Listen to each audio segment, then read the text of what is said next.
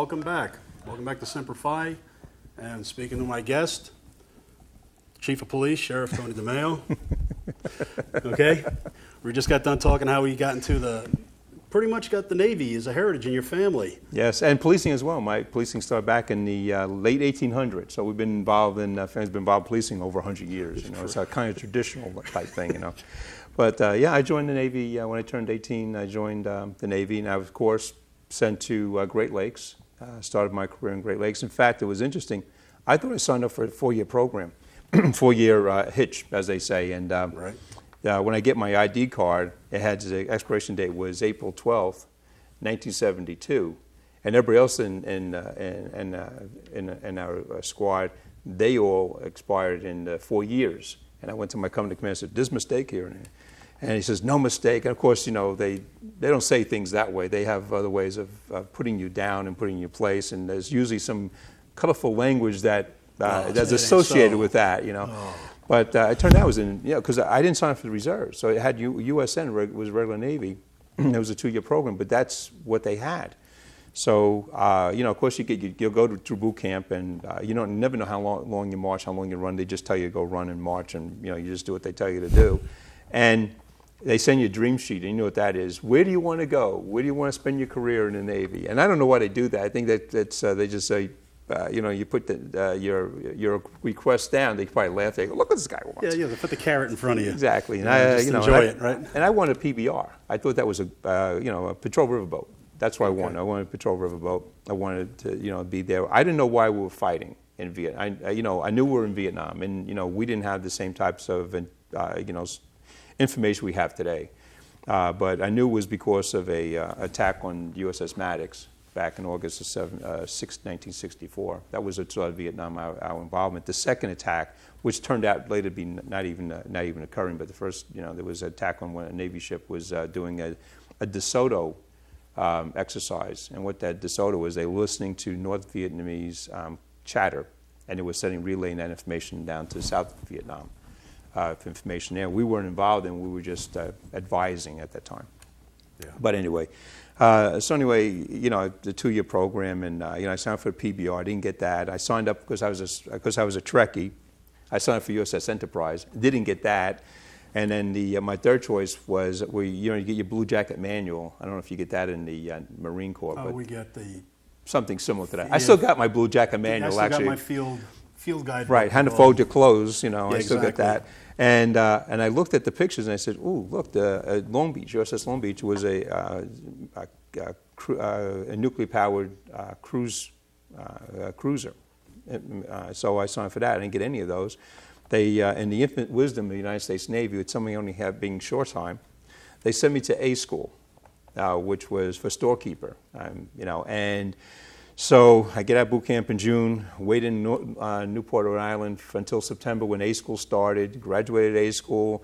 They gave me my assignment on the USS Camden, which was a fast combat support ship. And the size of the ship, it's as big as a World War II aircraft carrier. It's a gigantic ship, and it's a supply ship.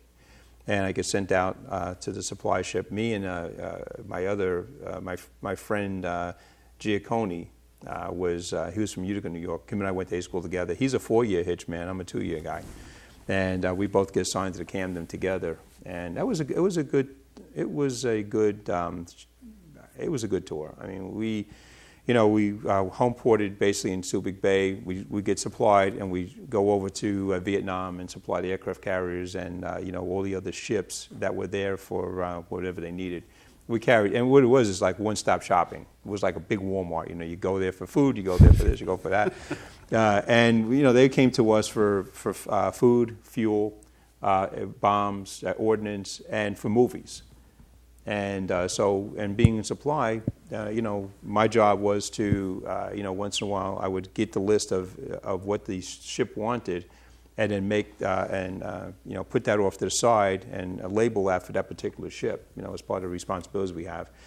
If it was a destroyer, I found out when I got there, aircraft carriers got the best food and they got the better stuff. Destroyers, those poor, it's a ship, but it spends more time underwater in rough seas than it does above water. It's like a submarine, and so I found that during my time, I would give them the best vegetables. I would give them chocolate milk because a week out at sea, chocolate milk was no longer. I'd give them chocolate milk. I'd give them all this stuff. I took better care of the destroyers than I did of the aircraft carriers because the aircraft carriers, you know, it's a city in the ocean. 5,000 on those. Yeah, and exactly, and they get better food, and you know, these poor guys are, you know, suffering, you know, everything that you can imagine on the sun being in a destroyer. But especially going down to the showers when the yeah. water runs out. Oh yeah, and you know, exactly. And there was times when we actually had fresh water, and there was times we had ships that destroyers that had their fresh water plant went out, and we'd give them fresh water. We went out without fresh water ourselves on board the ship, but we could. You know, the salvation,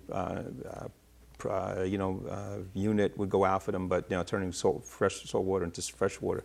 But we can recoup very, very quick. So without water for maybe a few days.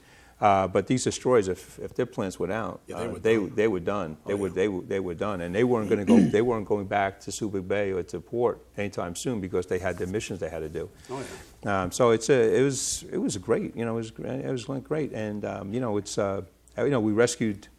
You know, we actually did rescue, we had a couple of rescues. One, we rescued some Taiwanese sailors whose ship went down, and we rescued, there was 2 life rafts. One actually got eaten by sharks, and one was attacked by sharks. No kidding. Yeah, and one we did able to save. When we were our watchman, you know, our spotter on the ship, saw the raft. I mean, you just saw something off to the side, way off to our port side. You know, and we went over there and we found one raft. And we found out from the captain who was on this raft that we rescued that there was another raft. And we did see sharks circling, so we actually our gunners had to go out there and shoot the sharks in order so we can go out and rescue this raft. We had to send our ship out, our boat out. You know, the captain's yacht pretty much was to go out and you know, rescue these people. In fact, it was interesting. The life raft was from Newark, New Jersey. I went, oh, look, Newark. I felt like I was home because you know, my city of enlistment was Jersey City, so I felt like I was just you know, close. But so how many people did you wind up saving off that raft? It was about six. Any idea how many people were? There was 2 and probably about another 8. We don't know. You know, it's kind of, we had a language barrier, but we knew there was another raft. We tried looking for it. We found.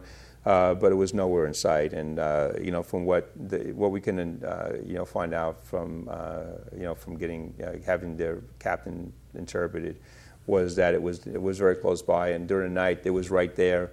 All of a sudden they saw the sharks, and the raft was no longer well, that's around. Something. Yeah, but it was like I said, I had a great service career, and then you know, after I was mustered out, you know, I joined the Navy Reserve because you know, we were still at war with Vietnam, and I was only in for 2 years, so I signed up to the local reserve unit. And as soon as I signed up, I took the test for E4 and E5 along with seamen. So I was a seaman when I left the regular Navy. I was getting ready to be made E4, but my service time had ended, and so when I joined the reserves, I was promoted to an E4, and then of course I served in the reserve unit, and then I served the point of destroyer. You know, for our you know, our 2 weeks every year engagement. Right.